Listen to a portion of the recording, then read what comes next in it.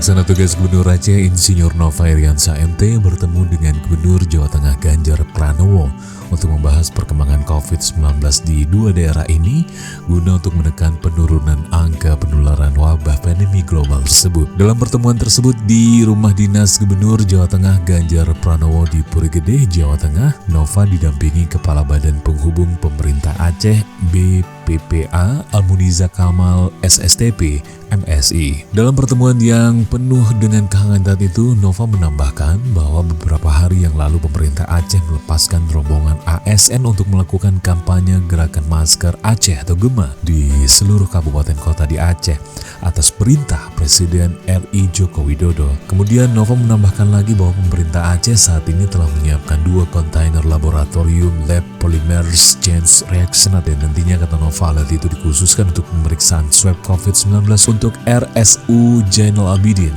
Satu alat PCR maksimal bisa memeriksa 750 sampel atau 2 alat sebanyak 1.500 sampel swab dalam sehari. Sementara itu, Ganjar Pranowo mengatakan untuk menekan angka penularan COVID-19, selain membagi-bagikan masker, memberikan edukasi kepada masyarakat juga sangat penting.